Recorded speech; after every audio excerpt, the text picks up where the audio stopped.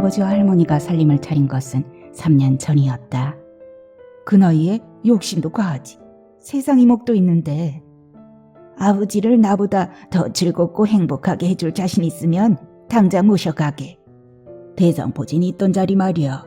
그 자리에 파스는 누가 붙여주나? 아프면 병원으로 달려가야지. 절대 파스 붙이면 안 돼요. 조개탕은 못 먹어도 한 달에 2번은 먹어야 하는데 어떻게 만드나 가르쳐 주든지 하구려. 뜨거운 거 잘못 만졌다간 큰일 나요. 여가부 혼간의 식당에서 사 먹고 절대 만들어 먹을 생각일랑 마세요. 돌아가야 할 일이 생겼어. 영감님하고 너한테 정말 미안하구나.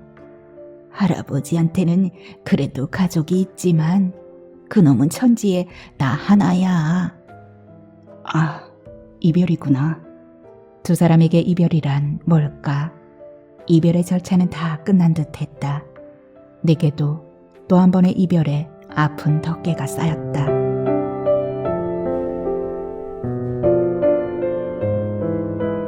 어서오세요. 하소담입니다. 오늘 준비한 소설은 이선우 작가님의 바람은 불고 싶은 대로 분다입니다. 주인공의 할아버지와 할머니는 게이트볼장에서 만나 황혼을 같이 지내게 됩니다. 하지만 곧 이별을 하게 되는데요. 고요하고 평온한 이별을 앞둔 할아버지와 할머니의 삶을 잔잔하게 보여주고 있습니다. 운명에 순응하며 사는 삶이 어떤 것인지 고요하고 평온한 이별을 통해서 오늘 들려드리고자 합니다. 자, 귀를 여시고요. 편안하게 들어주세요. 구독과 좋아요는 하소담에게 큰 사랑으로 돌아옵니다. 끝까지 함께 해주세요.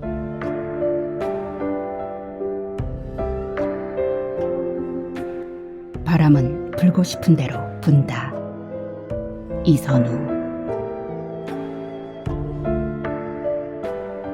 아파트 긴 복도를 걷는 내내 할아버지가 나를 부른 이유를 생각했다. 이유를 묻지도 않고 뵙겠다고 한 것부터 잘못이었다. 망설임 없이 대답한 것은 반년 넘게 찾아뵙지 못한 부담 때문만은 아니었다. 할아버지는 오라는 말 앞에 꼭이라는 말을 붙였다. 할아버지 성품으로 미루어 반드시 그럴 만한 이유가 있을 것이라고 생각했다. 현관을 들어서는데 널브러진 사과박스 몇 개가 눈에 들어왔다. 아, 이별이구나. 이별을 해본 사람이 느낄 수 있는 기류. 할머니는 열대 식물과 꽃 문양이 프린팅된 하와이풍의 여행용 원피스를 입고 있었다. 할아버지 눈빛이 가늘게 떨렸다. 평소 할머니가 귀여워 어쩔 줄 모르던 눈빛에 아쉬움이 일었다. 목례를 했다. 어서 와라, 선영아. 할아버지 조막손이 내 손등을 쓰다듬었다. 손가락이 잘려나간 뭉툭한 할아버지의 왼손이 아기 살갗처럼 여렸다. 그 촉감이 싫지 않았다. 할아버지는 젊어서 화학 공장에 다닐 때 화약이 터져 손가락이 잘려나갔다고 했다. 오늘은 이상하게 두 사람의 움직임이 태엽이 곧 멈출 인형처럼 느리고 자연스럽지 않았다. 경쾌하게 쏟아지는 수돗물만 이 집에서 활기를 느끼게 했다.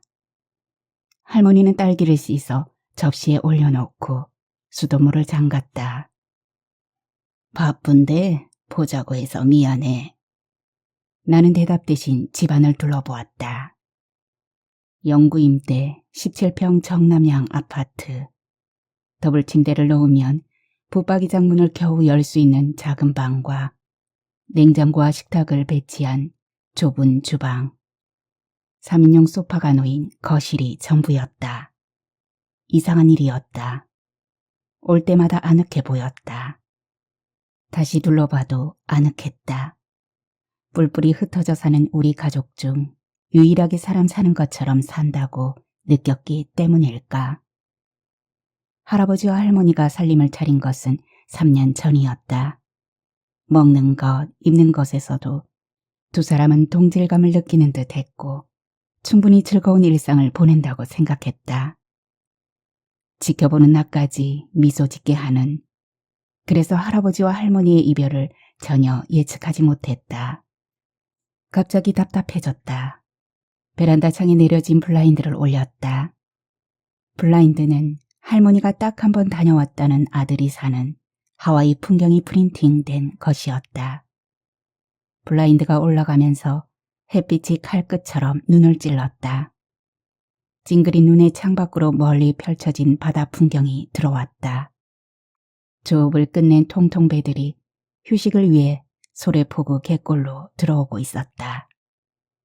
큰 배들은 바닷물이 더 차오르기를 기다리며 갯골 가장자리에 서 있었다. 평화롭다. 그래, 멀리서 보니까 평화로운 거야. 혼자 중얼거리는데 할머니가 나를 툭 쳤다. 이 책 말이야. 들고 가려고 빼놨는데 너무 크고 무거워. 미안하다만 상자들 보낼 때 택배로 보내줄 수 있을까? 양장본 성경책이었다. 할아버지는 당신이 다니는 성당에서 할머니가 세례를 받을 때도 오늘처럼 나를 불렀다. 네가 와줘야겠다. 세례식 전에 혼배성사를 받는다는데 증인이 필요하다는구나. 그때 내가 할머니에게 사준 성경책이었다. 글씨가 가장 큰 것을 고르려니 책 크기가 대단했다. 그게 짐이 될 줄이야. 그럴게요. 그런데 이건 다 뭐죠? 나는 청색 테이프로 단단히 봉한 3개의 사과 박스를 가리켰다. 할머니는 대답 대신 일단 안 짜는 뜻으로 손끝을 까딱거리며 딸기 접시를 방바닥에 내려놓았다. 무슨 일 있는 거죠? 돌아가야 할 일이 생겼어. 영감님하고 너한테 정말 미안하구나. 할머니는 파마할 시기가 지나 제멋대로 뻗친 연회색 머리칼을 손가락으로 끌어올려 득득 긁어내렸다. 알 필요 없다는 표정은 아니었지만 더는 말하기 싫다는 듯 침묵했다. 잠깐 외출을 다녀오겠다는 듯이 무념한 표정이었다. 대체 무슨 일인데 돌아가시겠다는 거죠? 두 사람이 싸우기라도 했나? 그런 가능성을 염두에 두고 할아버지에게 물었다. 할머니가 일이 생겨 가야 한다니 어쩌겠니? 생긴 일이란 게 대체 뭔 일이냐고요? 짜증 섞인 내 말 때문인지 다시 침묵이 이어졌다. 넓은 반소매 아래로 할아버지의 깡마른 양팔이 축 처져 있었다. 팔은 개다리처럼 가늘었다. 다문 입 때문인지 할아버지의 볼이 한층 움푹 패어 보였다. 괜히 신경질을 부렸나 싶은 순간 묻고 싶던 말과 의문을 잠재운 것은 할아버지의 이어지는 말이었다. 할머니를 그냥 보내기는 서운한데 어떻게 해야 할지 몰라서 그래서 선영이 너를. 할아버지는 말을 끝맺지 않은 채 개다리 같은 양팔을 끌어올려 자신의 얼굴을 몇 번 쓸어내렸다. 선영아, 네가 할머니 못 가게 말려줄래? 할아버지 눈빛이 그렇게 말하는 듯했다. 할머니 꼭 가셔야겠어요? 생겼다는 일이 할아버지보다 더 중요해요. 미안하구나. 말과 같지 않게 할머니 얼굴에서 미안한 표정은 없어 보였다. 청색 테이프로 봉한 사과 박스같이 할머니는 입을 다문 채 무거운 눈빛으로 내게 딸기를 건넸다. 딸기씨 씹는 소리가 들릴 만큼 방 안은 고요했다. 침묵을 깬 것은 문자 수신음이었다. 근태가 보낸 것이었다. 오피스텔 계약이 만료가 되어가. 나도 그런데. 그 말이 확연이었다. 3년이면 됐지. 언제까지 닭장만한 방 한 칸씩 차지하고 내 닭장, 네 닭장으로 옮겨 다녀야 하겠니? 결론은 두 집을 합치자는 거였다. 근태는 방이 여러 개 있어. 섹스나 싸움도 안방이 실증나면 거실로, 거실이 실증나면 문간방으로 옮길 수 있는 아파트로 이사가는 게 꿈이라고 했다. 근태의 꿈을 실현하려면 내 오피스텔 임대 보증금이 필요하다는 거였다. 나는 아직 그러고 싶지 않다고 했다. 누군가를 배려하고 참는 일상은 백화점 일만으로도 벅찼다. 그 누군가가 비록 근태라 해도 그랬다. 근태는 내 의사와 상관없이 수시로 보챘다. 휴대전화를 가방에 넣었다. 내가 근태의 간절함에 동조하고 싶지 않듯 할머니에게 생긴 일이 할아버지와 사는 일보다 더 간절할 수 있을 거란. 그래서 미안함까지도 상쇄할 분명한 무엇인가 할머니에게도 있을 수 있다는 생각을 그동안 하지 못했다. 전립선암 치료는 매달 셋째 주 화요일, 혈압과 갑상선 체크는 2달에 1번, 마지막 주 목요일이야. 할머니가 메모지 한 장을 건네며 할아버지 병원 일정을 일러주었다. 전립선암은 6개월 전 백화점 휴무를 맞아 할아버지와 병원에 동행한 날 받은 진단이었다. 의사는 생명에 지장이 없다고 했다. 약 먹는 동안 생기는 부작용이 있어요.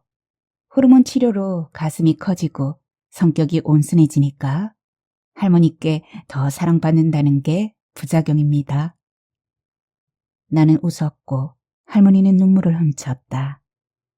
선영아, 할아버지 병원 갈 때만이라도 좀.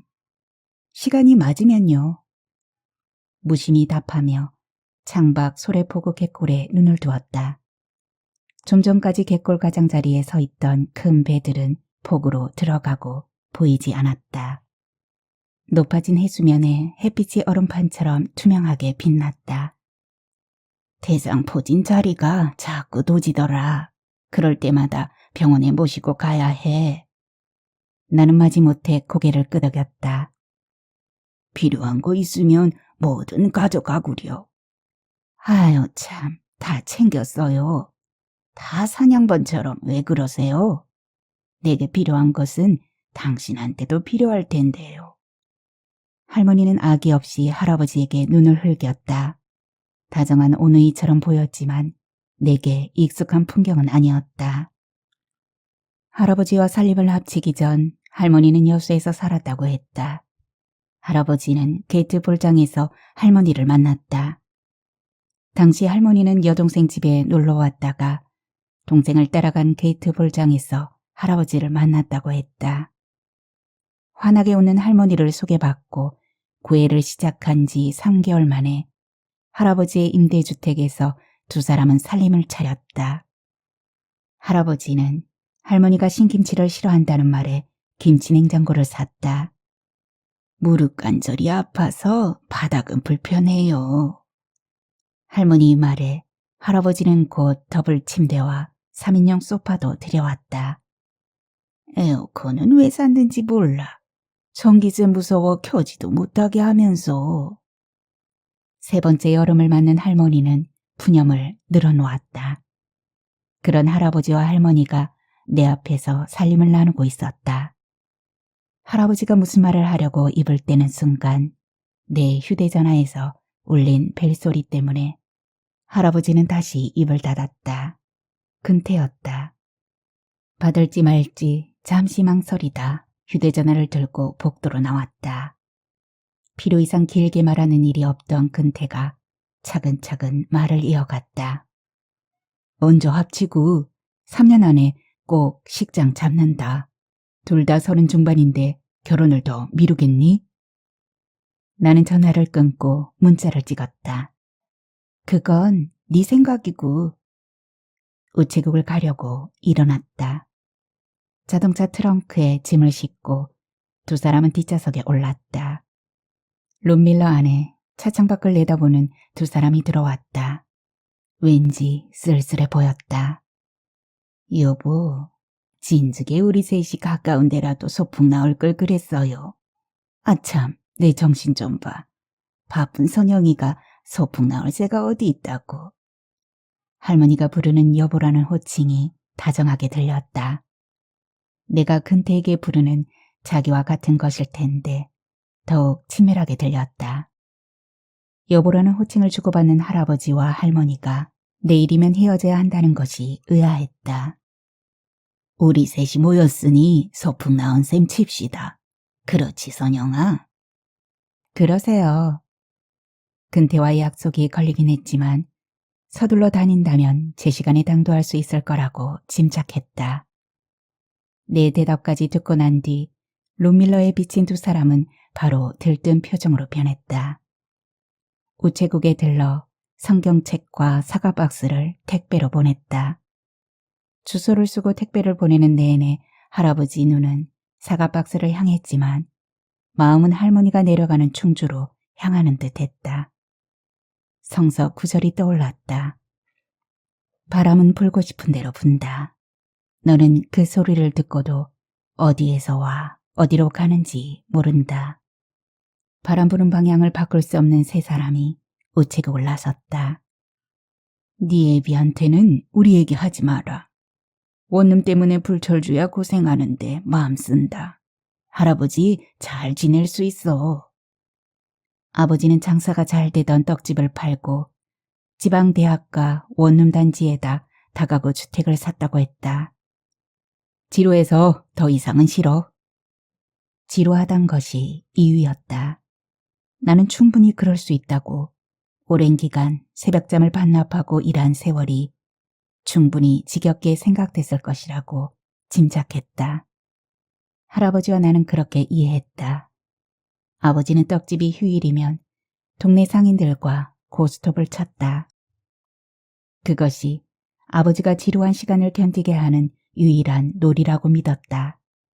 그러던 아버지가 성인 오락실이나 카지노를 출입했다. 아버지는 원룸 세받는 일을 하면서 많아진 시간을 그렇게 보낸 거였다. 원룸 건물이 경매에 넘어가고 채권자들에게 쫓기게 되었다. 나는 법원에서 아버지 앞으로 날아오는 등기를 열어보지도 묻지도 대답도 하지 않고 기막힌 상황에서 귀 막고 입을 다물었다. 적금과 예금 통장을 깨고 돌아온 날 바람의 방향을 바꿀 수 있는 힘이 내게 없다는 걸 알고 가슴이 아렸다. 우리는 우체국을 나와 점심을 먹기 위해 중식당으로 향했다. 두 사람이 자주 가는 곳이라고 했다.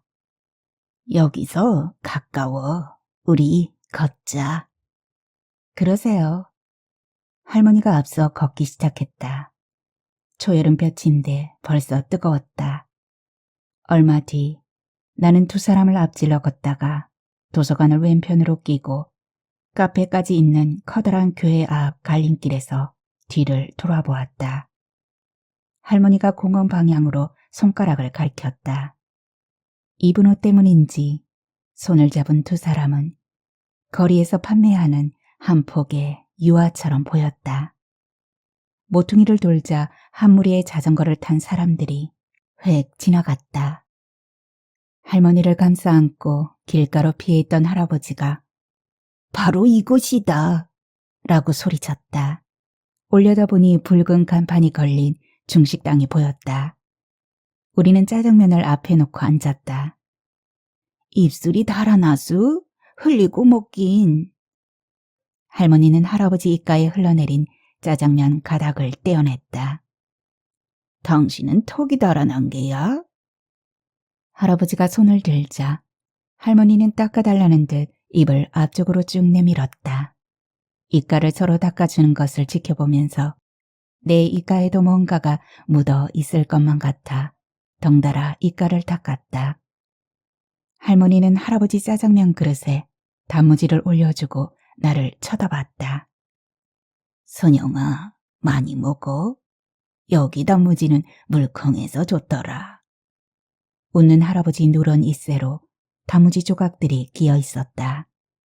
짜장면에 들어간 돼지고기도 냄새가 안 나 좋아요. 맞아요. 할머니 말이 끝나자 할아버지는 돼지고기 조각을 찾으려 짜장면 고명을 휘저었다. 휘젓는 나무젓가락이 황새 부리처럼 보였다. 할아버지는 돼지고기 조각을 나무젓가락으로 집어 할머니 짜장면 그릇에 열심히 옮겨주었다. 나는 잦은 배멀미를 하듯 알 수 없는 것들로 자주 출렁이고 요동치는데 저 나이가 되면 항구에 닻을 내린 것처럼 언제나 고요할 수 있겠구나 싶었다.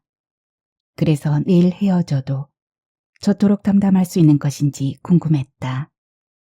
할아버지는 날씨도 좋으니 점심 먹고 공원에나 가자고 했다.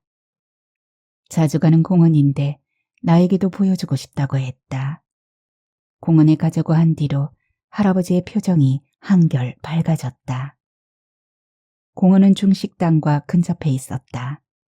할아버지가 다니던 화약 공장이 지방 소도시로 이주하면서 공원으로 조성된 곳이라고 했다. 두 사람이 자주 산책한다는 곳이지만 나는 처음 오는 곳이었다. 걷는 내내 할머니는 할아버지 손을 끌어다 잡고 걸었다. 연두빛 공원은 한산했다. 선영이만큼 예쁘구나. 만발한 꽃 앞에 멈춰선 할머니가 말했다. 왠지 할머니 말은 꽃다운 나이가 할머니에게도 있었다고 말하는 것처럼 들렸다. 너른 잔디밭 한편에 울타리를 치고 양떼가 뛰어놀게 만들어 놓은 곳으로 갔다. 7마리의 양들이 울타리 안에서 서성였다. 펜스에 붙은 안내문에는 양떼 목장의 운영 시간을 제한한다고 쓰여 있었다. 그러니까 양들은 출근과 퇴근 시간이 정해져 있는 거였다.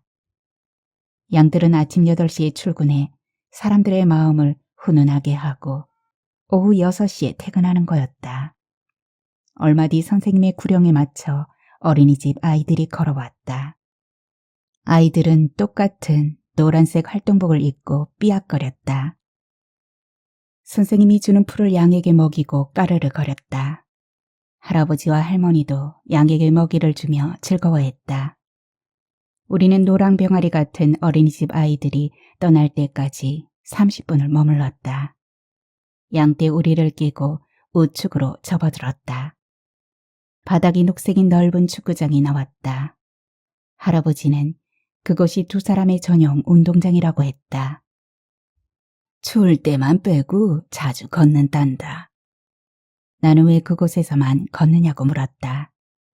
바닥이 인조잔디거든.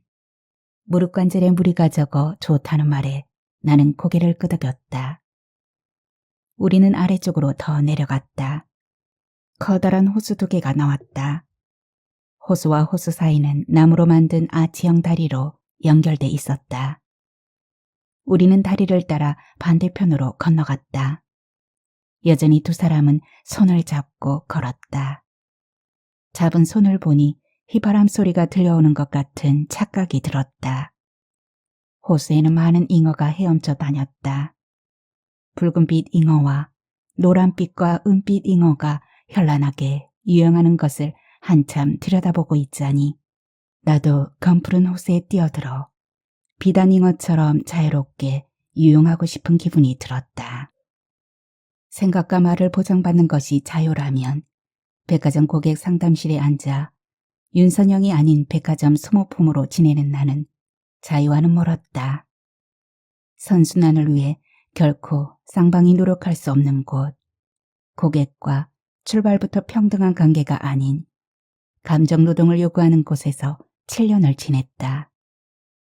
회사에서 원하는 말투와 표정을 흉내내느라 나는 내가 누구인지 조금씩 잊어갔다.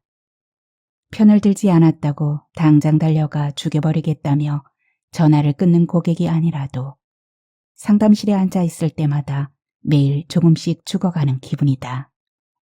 저 많은 잉어에게는 뭘 먹일까? 저들은 큰 연못이 집이겠구나. 쓸데없는 생각을 하는데 할아버지가 손을 뻗어 원두막을 가리켰다. 우리는 그쪽으로 발을 옮겼다. 원두막 주변의 소나무에서 솔향이 퍼져 숨쉴 때마다 배부 깊은 곳까지 상쾌해졌다. 공원은 만든 것이지만 그곳 식물들은 인공적이지 않아 보였다. 지나가던 중년 여자 셋은 우리를 보느라 목이 옆으로 꺾인 채 걸었다. 우리가 예뻐 보이는지 저 사람들이 한참을 쳐다보며 가네요. 우리처럼 소풍 나왔겠지. 할아버지는 여자들이 지나간 방향을 바라보며 말했다. 공원에서 오히려 부자연스러운 것은 하와이풍 옷을 입고 나타난 할아버지와 할머니였다. 호수 한쪽에는 오리가 떠다녔다. 두 사람은 저것 좀 보라며 손가락으로 가리켰다. 할머니와 할아버지가 두런대는 것이 할아버지가 평소에 흥얼거리는 노랫가락처럼 들렸다. 오리는 꼭 2마리씩 짝지어 다녀요. 저기 좀 봐요. 할머니가 가리키는 손끝을 따라갔다. 그곳에는 현란한 몸짓으로 물속으로 사라졌다 다시 올라오는 2마리 오리가 있었다. 먹이를 찾는 듯 보였다. 나는 오리가 예상치도 못한 곳에서 머리를 내미는 것이 재미있어 집중해서 보는데 할아버지가 소리쳤다. 어휴, 동달아 숨차네. 갑시다. 네, 가요. 두 사람은 갑자기 못 볼 것을 본 사람처럼 누가 먼저랄 것도 없이 돌아서 걸었다.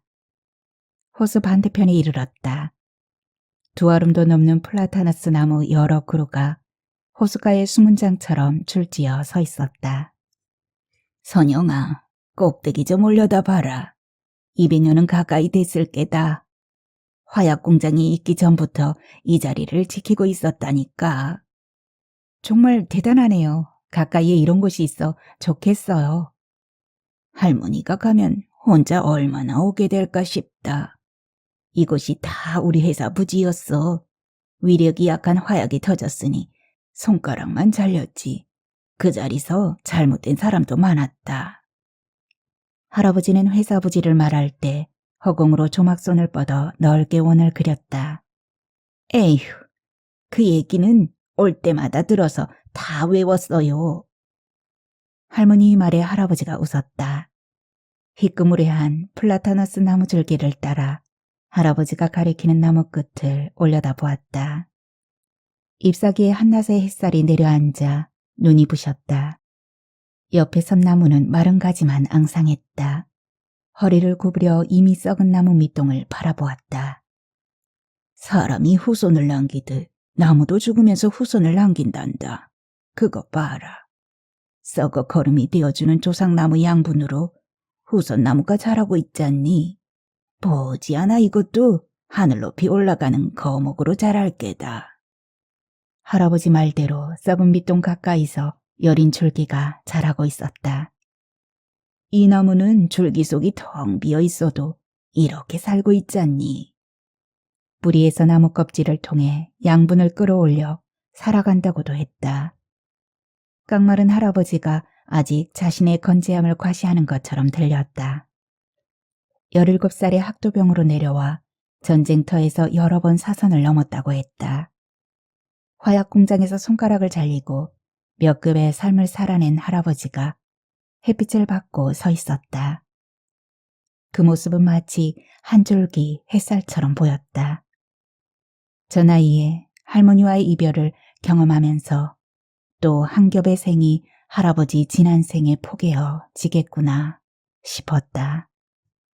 할아버지에게도 나무처럼 싱싱한 청춘이 있었다는 것이 믿겨지지 않았다. 날 때부터 노인은 아니었을 테니 아까 보았던 어린이집 병아리 같은 시절을 지나 지금의 할아버지가 되었을 것이다. 가늠하기 어렵지만 병아리적 할아버지를 상상해 보려 애썼다. 피식 웃음이 나와 나는 호수 수면 저편에 짝을 지어 옮겨 다니는 오리에게 눈을 돌렸다. 참 좋다. 날씨 말이에요. 꼭 하와이 날씨 같아요. 하늘을 올려다보는 할머니는 얼굴을 찡그리느라 주름이 더 짙게 드러났다. 나는 할머니가 한번 다녀왔다던 하와이를 오랜 세월 가슴에 품고 있는 것은 그 땅에 있는 아들을 품고 있는 것이라고 생각했다. 부상당한 손가락 때문에 수도를 담당하는 부서로 옮겨 반장으로 승진도 하고 편하게 다녔단다. 좀 전에 들었던 할아버지의 목소리가 바람을 타고 다시 들리는 듯 했다. 나는 두 사람이 서로 다른 추억을 말하면서도 마주보고 웃는 것을 조용히 바라보았다. 두 사람에게 이별이란 뭘까? 저 나이의 이별은 저런 것이라면 나도 노인이 된다는 것이 두렵지만은 않겠다는 생각이 들었다. 나에게도 두 사람처럼 갑작스런 이별이 있었다. 10년 전 죽어가면서 잡은 엄마의 손은 내게 많은 말을 했다. 상식적이지 않은 사람, 엄마를 두고 아버지가 한 말이었다. 상식적이지 못한 엄마를 헤아리고 이해하려는 사람은 가족 중 누구도 없었다. 가출을 밥 먹듯 하고 자식을 돌보지 못하는 이유가 뭐냐고 누구도 묻지 않았다. 아버지의 떡집이 번창할 무렵 며칠씩, 때로는 몇 달씩 가출하고 돌아온 엄마 얼굴은 행복하거나 달콤한 경험을 한 얼굴이 아니었다. 그 무렵 어린 내 눈에도 엄마의 반복된 가출은 아버지의 일상에 조금도 영향을 주지 않는 듯 보였다. 그것이 엄마를 가출과 좌절을 반복하게 했다. 주문받은 떡은 어쩌고 찾아다녀? 가출한 엄마를 찾는 나에게 하는 아버지의 한결같은 대답이었다. 바빠서 엄마 옆에서 잘 수가 없는 것이지 방치한 것이 아니야. 어린 나는 그 말에 공감했으므로 아버지를 원망하지 않았다. 중학교 입학 직후 엄마는 아버지가 건네준 200만 원을 받고 이혼을 해주고 떠났다. 엄마는 죽는 날까지 틈만 나면 내 양육권을 아빠에게 빼앗겼다고 우겼지만 아빠에게 나를 버린 것이나 다름없었다. 그렇게 믿어서 우기는 것인지 우기다 보니 그렇게 믿게 된 것인지 나는 지금도 모른다. 모르기 때문에 엄마에 대한 기억은 늘 괴로웠다. 엄마는 잡은 손만 부르르 떨 뿐 지난 삶에 변명 한마디 없이 떠났다.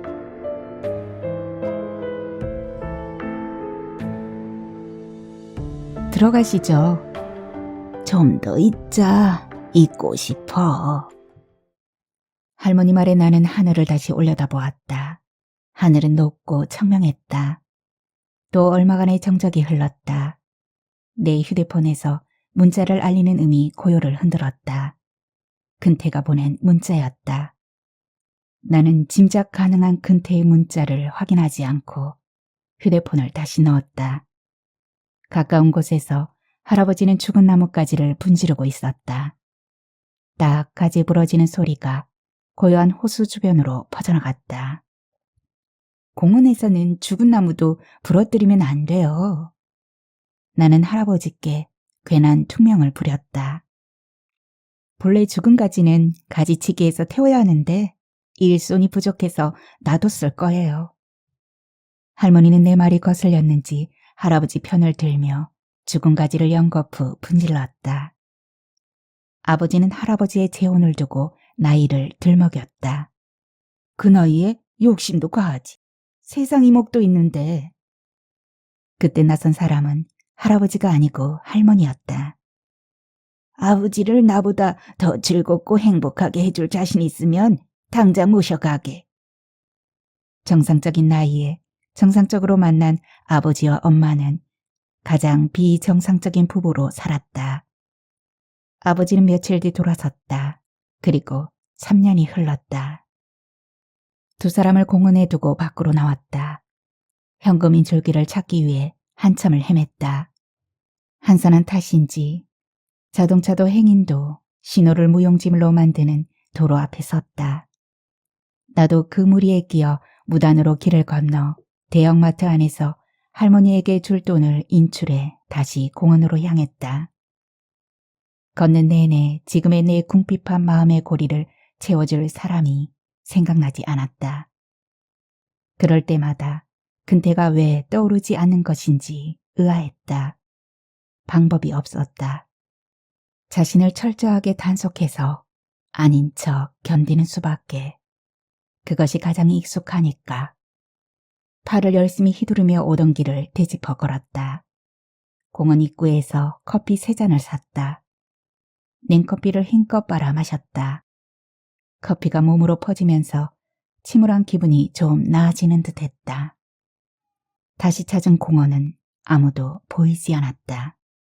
양에게 먹이를 주던 어린아이와 엄마도, 집게를 가지고 쓰레기를 줍던 관리인도 보이지 않았다.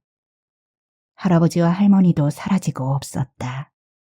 어디로 간 것일까? 아무 말 없이 다녀온 내 풀찰 탓에 막막해졌다. 조금 전에 플라타누스 나무를 지나쳤다.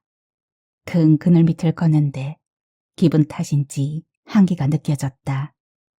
나는 한참 우두커니 서서 꼼짝 못했다.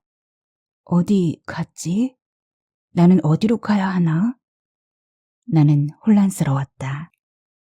가끔 지금처럼 혼란할 때가 있었다. 고객은 토시 하나도 놓치지 않고 자신의 이야기를 들어주기를 원했다. 그것도 충분히 집중해서. 나는 나름대로 노력했지만 고객이 만족하지 못했을 때는 예측할 수 없는 반응이 돌아왔다. 그럴 때마다 병증처럼 찾아오는 혼란을 벗고 다음날 출근하는 일만도 내게는 버거운 일이었다. 그런 내가 할아버지와 할머니를 이해한다는 것은 가당치 못한 일이라고 생각했다. 조금 전까지 쾌적하고 안정감 있던 공원이 갑자기 빨리 빠져나가야 할 장소가 되었다. 갑자기 울린 휴대전화 벨소리에 깜짝 놀라 나도 모르게 몸을 움찔했다. 기다리다 집에 왔어. 걱정할까봐 전화해. 할머니 목소리를 듣는데 목이 메어 서둘러 끊었다.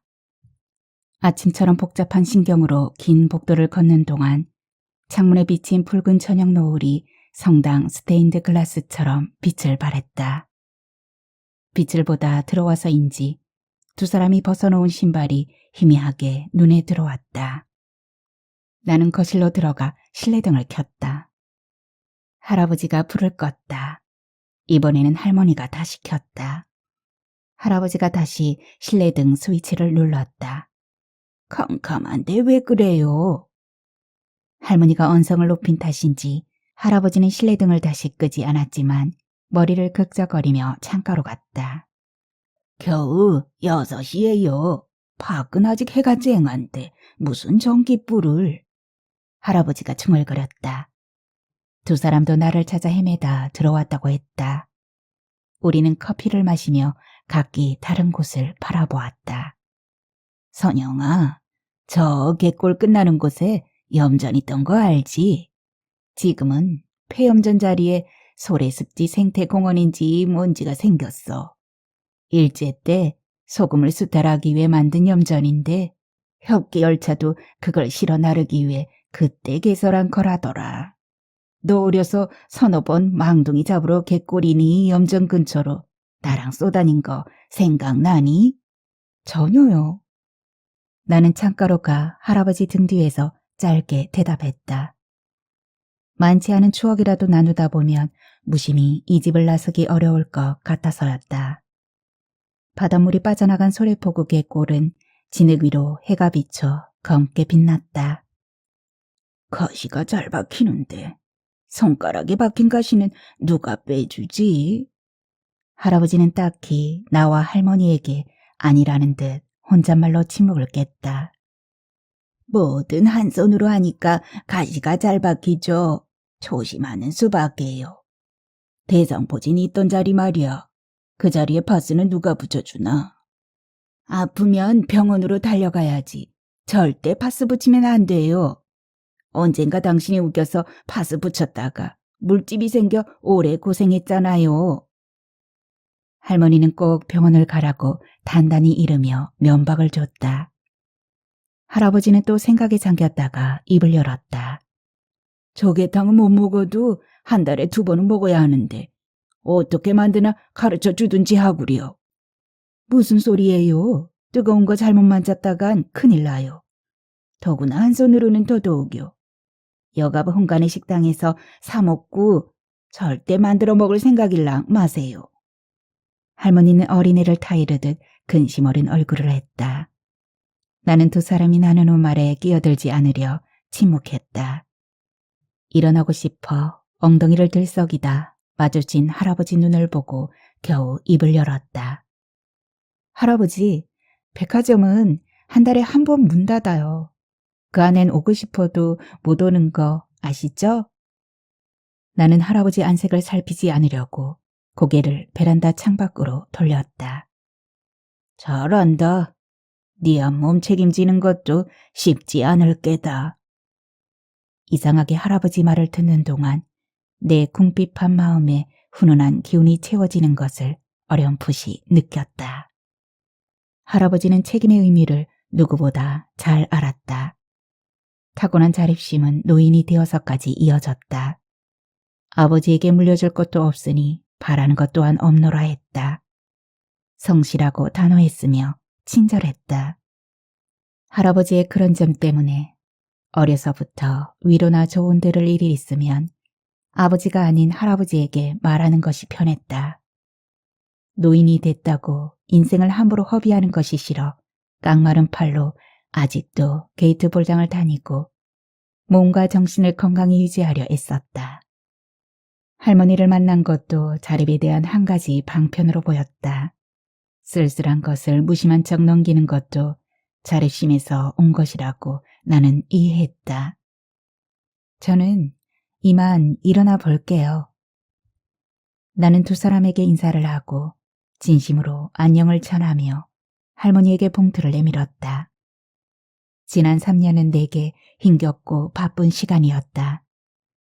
아버지가 파산하여 도망자 신세를 겪으며 피폐해져가는 일련의 과정들을 바라보던 시기였다. 그때 할머니가 차려준 한 끼 밥 덕분에 한동안 따뜻할 수 있었다.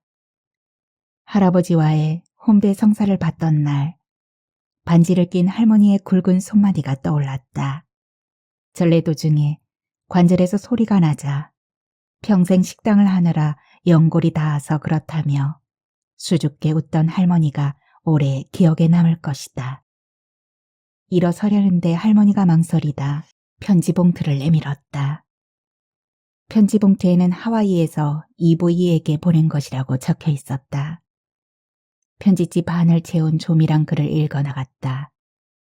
어머니로 시작된 것으로 보아 할머니의 며느리가 보낸 듯했다. 제 노력으로는 역부족이니 아범을 어머니께 보낸다는 글이었다. 죄송하다는 말을 3번이나 반복하고 있었다. 편지를 읽는 짧은 동안 할머니는 눈물을 훔쳤다. 할아버지한테는 그래도 가족이 있지만 그놈은 천지에 나 하나야. 편지를 건네받는 할머니는 울고 있었다. 미안하게 생각하지 마세요. 할머니가 여기에 남으셔야 할 의무나 책임은 없어요. 할머니가 내 앞에서 눈물을 보인 것은 오늘이 처음이었다. 할머니 아들 부부도 한때는 사랑했을 테고 내 것으로 만들고 싶었을 것이고 서로에게 간절하고 유일한 관계이기를 바랐을 것이다. 할머니는 처가를 따라 하와이로 이민 간 외아들이 무슨 연유로 알코올 중독자가 되어 돌아온 것인지 모른다고 했다. 할머니께 연락도 없이 돌아와 고향 근처에 원룸을 얻었다는 것이다. 술 먹고 시비가 붙어 싸움을 하고 끌려간 경찰서에서 기물파손 현행범으로 공주 감호소로 보내줬고 그 과정에서 경찰서에서 할머니에게 연락을 해왔다는 거였다. 가엾어 죽겠어. 울고 있는 할머니 뒤에 홍배성사 때 찍은 사진이 벽면을 채우고 있었다. 성지순례 다녀온 사진은 아직 색도 바래지 않았는데 이별을 할 수밖에 없다니 이별의 절차는 다 끝난 듯했다. 내게도 또 한 번의 이별에 아픈 덮개가 쌓였다. 할아버지는 두 사람의 혼배 성사 때도 나를 불러 증인을 세운 것처럼 이별식 때도 나를 불렀다. 할아버지는 슬프지도 기쁘지도 않은 얼굴로 나와 할머니의 손을 이어 잡았다. 나는 잡은 손에 힘을 주었다. 머지않아 나는 할아버지나 할머니의 이별식을 다시 떠올리게 될 것이다. 창밖은 아직 환했다. 자리에서 일어나려는데 휴대전화가 또 울렸다. 근태였다. 그때서야 근태와의 약속 시간이 지났다는 것을 생각해냈다. 나는 울리는 휴대전화를 가방에 넣고 현관을 나왔다. 복도를 걷는 동안 바람이 불어 머리칼이 흔들렸다. 바람은 불고 싶은 대로 불고 있었다.